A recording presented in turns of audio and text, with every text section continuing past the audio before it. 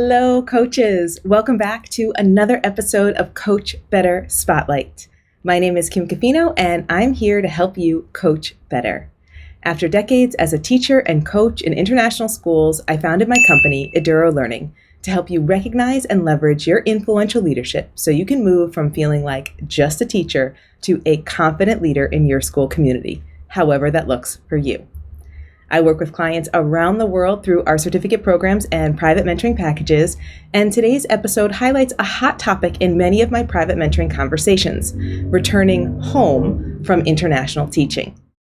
If you have a topic that you'd like us to talk about or a guest you'd like to see on the podcast, please leave a comment below. Join our Coach Better Facebook group or find us on social media at Eduro Learning and send me a DM. Today, we have a fantastic panel featuring 4 experienced international school educators who have recently returned to their passport country. This spotlight focuses on the surprises, good and bad, that they uncovered along the way. When we start teaching internationally, we rarely think about what the transition back home might be like. My guests today, Diana, Maggie, Kristen, and Emily, have just been through that transition and they learned a lot. In the full-length episode, we also talk about the differences in their work professionally between international and home, and what educators moving home might want to consider. If you're making the transition back to a home country this year, you don't want to miss this episode. To listen to the full episode, subscribe to Coach Better wherever you get your podcasts, and subscribe here to the YouTube channel to catch all of our Spotlight episodes. And after the show, head over to coachbetter.tv to get all of our resources for instructional coaches.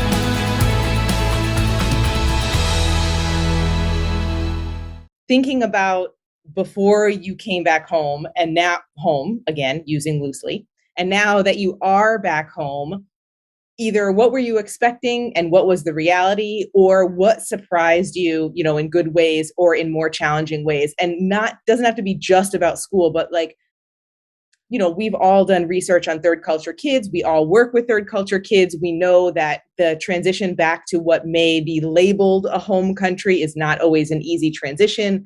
What has that been like? What maybe stood out for you?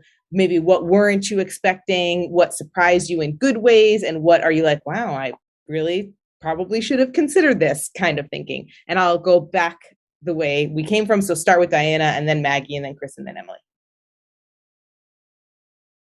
It's kind of thinking of like what I just said is just that kind of learning to make adjustments and being adaptable, or just that thing of like having lived overseas. Yeah, it's very exciting but it's also stressful. So, those skills that we have to manage that. I think it's hard to say, like, it's just been such a crazy couple of years. What I expected was to come back and take a year or two to find a position and kind of, reconnect with people, find a community here. One of the things is when you're in an international school, sometimes you kind of have a ready-made community right there in your school, which has pros and cons, which you can talk about that. So to kind of be back and trying to find people to connect with and reconnect with, but then the pandemic hit. So I was moved back to spend a lot of time with my family. So I did do that. So I feel like, yeah, I did have this expectation of kind of a timeline, which has now been altered with that. But also knowing that it could take some time. I think one thing is just making that transition of having lived internationally, like even some of the words I use now, or I have a number of friends and colleagues from Canada and Australia and New Zealand. So I'm using sometimes different, and people look at me a little funny, but I'm okay with that. So, and just those, understanding everything that's being said around you, I kind of laugh about that. Like sometimes when you're in a foreign country and you don't particularly know the language very well, it just becomes white noise. And now that I can understand everybody's conversation, sometimes that's a little a little challenging. I don't want to hear everybody's conversations, but I think, yeah, for me, I don't think a lot of surprises. It's just more of applying those things that I used when I lived overseas, both, to really explore and get to know a place, but also to manage the stress of being in a new situation. So I think, yeah, when people are interested, like I kind of, when I talk about I lived overseas, if people are interested in hearing about that, I will. Not everybody is, because it's just not something they can relate to. So it's just more of like, if people are interested in hearing more about that. There's our librarian at the school I'm at now, and we found out we both taught internationally, so we kind of bonded a bit, kind of like, I get it and you get it, how things are different being here back in the States. So I think it's been a little challenging just because we're now starting to getting back out and doing more things, where that wasn't like that for a year and a half. It was pretty limited to who I was interacting with. You highlighted three things that I think about all the time when I go home for the summer. And the first thing is, and maybe I don't think about this when I go home, but I do think about it, that idea, like you move to a new country for an international school and you have the built-in community. It's good and bad, right? It's great because you feel welcomed, you feel part of an organization, you kind of know who to turn to. But then it's bad because sometimes it's really hard to break out of that bubble. Like you really own, even if you're in a city with multiple schools, how often does it turn out that you're only hanging out with people that are at your school, even though there's plenty of other, aside from other people who just live in that country too, like you're really just stay in your bubble. And then you talked about the way you use language and phrasing that you use that you've picked up from other maybe English speakers or even non-native English speakers that use English in different ways. And it's really interesting to see how, when you go back to maybe where you grew up, how people kind of react to different phrases that you use. And then the last one I was talking about with my in-laws today, how it is like very like uses another part of my brain, and I find it very like upsetting. And it's like getting into my personal space because I can understand what everyone is saying. And it's so like, I don't have to be listening, but I can understand it. So then my brain is like, oh my gosh, I'll be on public transportation anywhere where they speak English. I'm like, I can understand everything everyone is saying. It's so disturbing. And I want to just turn my ears off, but I can't because I can understand it. And the thought of being home in that for an extended period of time, I assume that you have all kind of learned how to tune it out, because in just 2 months, I maybe I don't figure it out in that amount of time that I'm home in the summer, 6 weeks or whatever, but you've got to be able to tune it out because you can't listen to that all the time. That's very distressing. Maggie, you're up next. Any connections to any of that, or anything from your perspective that surprised you in good or more challenging ways? A lot of connections to that, but let me just tell you a little bit about what surprised me and what I found challenging about the actual move itself. So I had gone to school in the UK and I'd even worked in the UK. So I didn't think it was going to be such a big deal to move to the UK. And things seemed to be going relatively smoothly until the packers came to my apartment in India and they started packing up. And then one of them asked, do you have your transfer of residence document? And I'm like, what? What's that? Every time I'd moved before, there'd been, the HR department of the school had sorted things out for me. And suddenly he's asking me for a document that I didn't have. And so I'm like, okay, let me go and find out about this document. So when I actually looked at the criteria for getting this transfer of residence document, there was actually only 3 criteria that you could get it, because I was non-domiciled. I was not related in any way actually to the UK at this point. So the first one was you have a job in the UK and you're moving to a job. Well, no, that wasn't the criteria for me. It didn't work, right? The second one was you are married to a UK national and you're joining your spouse. No, the third, that wasn't right either. And then the third one was you own property in the UK and you're returning to a home that you already own. And I was like, I don't seem to fit the criteria here. Does self-employed count as having a job? No, it did not. Does caring for a mother count as a family connection? No, it does not. So my panic was that I flew here, came in on my passport, all my shipping was on a container and I could track it and I could see, it's going through the Red Sea, it's in the Mediterranean, and I didn't have this document. And so when this container ship actually arrived in the UK government impounded all my belongings because they said I did not have the right to import anything into the country because I wasn't a resident. And this to me was something that I'd never, ever thought was going to be a problem, but it was a huge problem and it was also very expensive.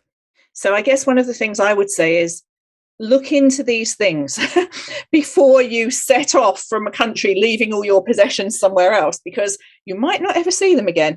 I was lucky in some ways, in the sense that I was eventually able to pay a lot of money and get all my belongings back again, but it could have been heartbreaking. I could have lost everything. The other thing I think that I really relate to is kind of hearing everyone, like you said, Kim and Diane, you see people on a bus and you can hear everything they're saying. And some of the things they're saying are what I would say are not pleasant or even quite racist. I mean, I live in a very rural area. Everyone in my village was born in this village, near enough. About 90% of them were. They've all known each other. They've all gone to school together. And foreigners are really not the kind of people that they expect to find in their community. So one day after being here, I was in the local village shop, which does everything. It's got a post office and does everything at all. And I overheard two women saying about me, "That's the Indian lady." And I kind of looked at myself and I thought, like, really? You think I'm Indian? I may as well have been Indian because I was as foreign to them, as if I had have been.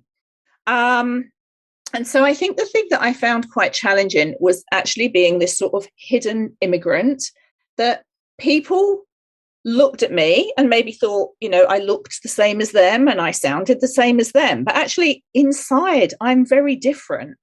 And nobody understood that. And they had these assumptions that I would do or say or think certain things, which I don't.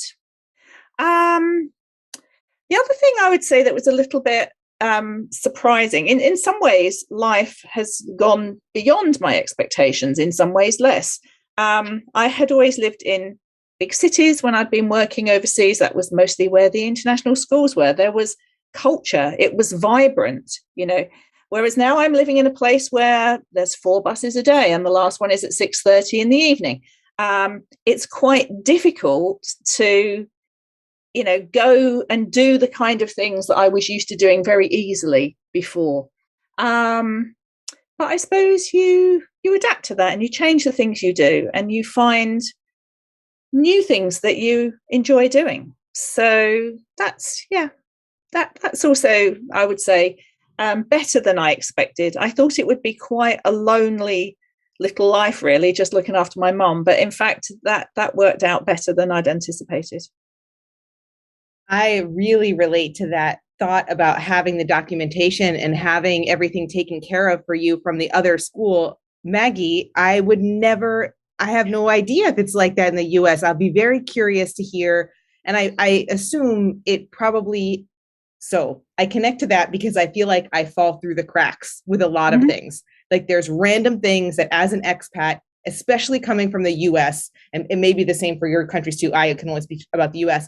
You fall through the crack in the randomest things, like banks. You have to have a phone number, and most banks don't let you have a non-US phone number. So I have to have a cell phone that sits in my parents' house that I have connected through Apple, an Apple account. So the message comes to my iPad on my desk here, so I can log into my bank account. Like these kinds of things, I feel like I fall through the cracks all the time.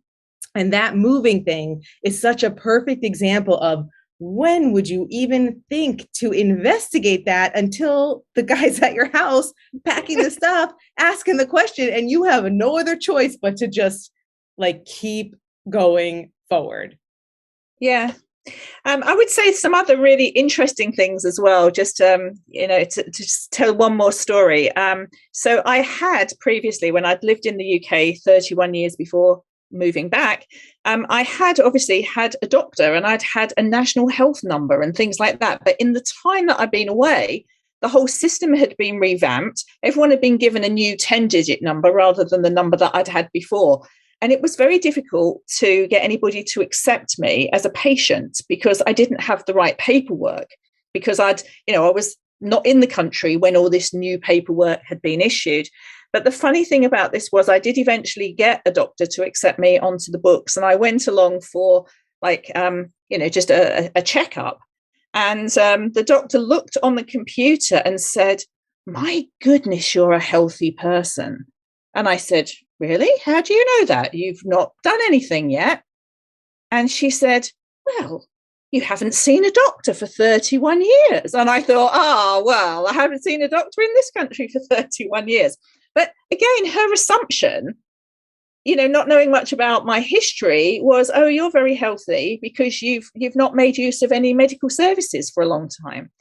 So that was also a little bit funny, but also a little bit challenging, because there are very big gaps in my medical history now, from when I've lived in 4 other countries, and none of those records have transferred across. Oh, yes, I get that too. The same thing. I've had 2 organs removed in 2 different countries, and all of that paperwork I have no idea where. I had my gallbladder removed in Japan. I just had a hysterectomy here in Bangkok. Yeah. Who knows? Just show up in America and go to the doctor and be like, "Guess what? I have 1 less organ." What do you think? Kristen, tell us about what surprised you in good ways, maybe less good ways. What has been standing out to you as returning back to the US after being overseas previously? Yeah, I'm just making so many connections with things that have already been said. But I think the biggest surprise was, as has been mentioned before, when you're in another country as a foreigner and you don't speak the language and you're not fully embedded into the culture, you can kind of have this observer stance, right? You're watching what's happening on with the political scene, but you're not. Well, at least I wasn't, because my language deficiencies. I wasn't scrolling through Twitter and reading everything that was being said in Portuguese about the current political situation, right? So I could get headlines, and then I could see English translations of things, but I was afforded this distance, right? And I certainly had an opinion about things, but I didn't have a vote, and I wasn't going to be able to go to an election. Whereas here, being a voting member of the constituency, I live in a state right now with one of the divisive concept laws that impact educators about what they are allowed to say and not say. And the antithesis of DEIJ work, right? And so when I was reading about this bill that was passed, it was like, oh no. How do I sign up? How do I help? Who can I join? Because this is not okay with what's happening. And, I feel like now, granted, the political climate is pretty intense right now in the United States. But I feel like there's this responsibility to help people see the other side, and to protect educators, and to help them have these conversations, and how are we impacting that? And of course, it goes back to you got to do your little bit of good in the world, no matter where you are. And I totally just destroyed that quote, but I think now, being a voting member, I feel like that responsibility is bigger. And I don't know if wasn't that I was unprepared for that. I feel like that social justice advocacy has always been a part, but now it's like, no, this is real, right? And we have to do things to help. Yes, very well said. I can totally relate to that. Emily, do you want to give your thoughts? And then I have one kind of simple question, and we'll go back around again, and that'll be the end of our conversation. Thank you. Lots and lots of connections to the ladies already. I think for me, I expected my move back to Canada to actually be similar to my move to Australia, in the sense that I had moved out of the independent world when I moved to Australia, the international world when I moved to Australia, in a sense. And you didn't have the school support when you were coming into Australia, thinking about bank accounts, finding a place, all those pieces. You didn't have the immediate friendship groups from your school, and especially stepping into leadership roles, trying to find friends outside And so, again, when I moved to Australia, I think there was a lot of assumption that I would fit in easily to the culture and the setting, not only by myself, but also those around me. And so it was a little bit harder to make friends there. And there was a real sense of loss of that international life. But I guess what surprised me was that wasn't necessarily the case when I moved back home. So there were actually a fair number of international educators at my school who had reached out to me and kind of connected with me before I landed and just said, I know what you're doing. I know what you're feeling. I know what you're going through. Let us know if you need anything.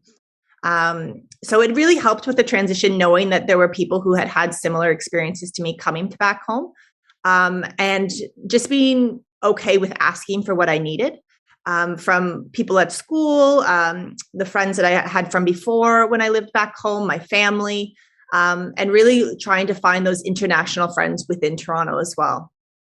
I moved during the pandemic, so Melbourne locked down 10 days before I left. So that transition was not as I had expected, because the goodbyes weren't quite as I had hoped in a lot of senses. You couldn't meet up with everybody. Again, I was stuck to a 5K radius from where I was.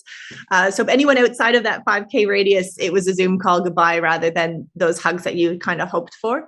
And then coming back, it was isolation for 2 weeks. So you couldn't even really see your family and friends once you got into the country. So that was a bit of a different way to transition.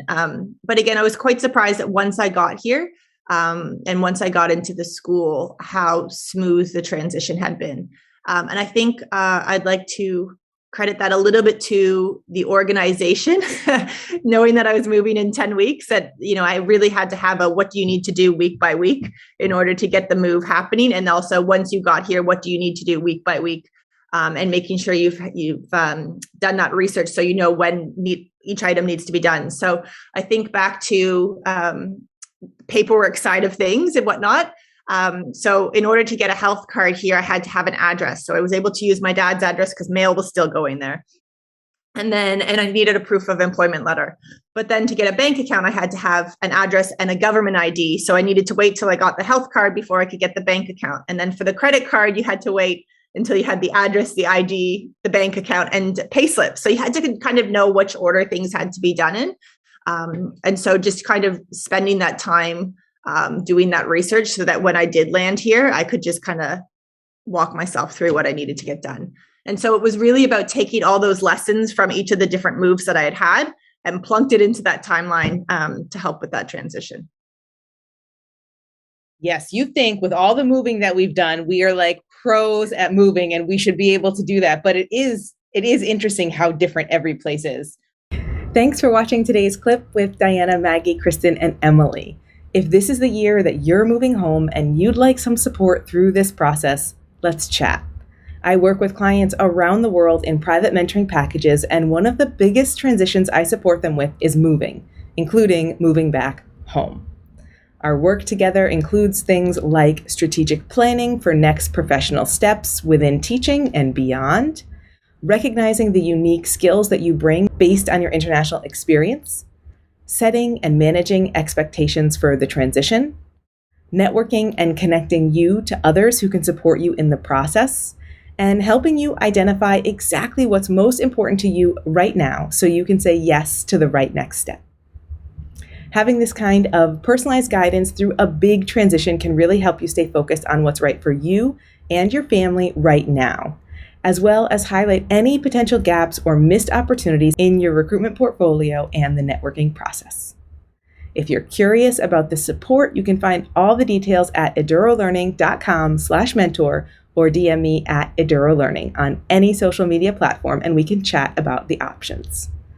Even if you're not job hunting this year, join our Coach Better Facebook group and connect with us on social media at Eduro Learning and send me a DM. I'm happy to chat with you about recruitment, moving home, or coaching anytime. See you next time.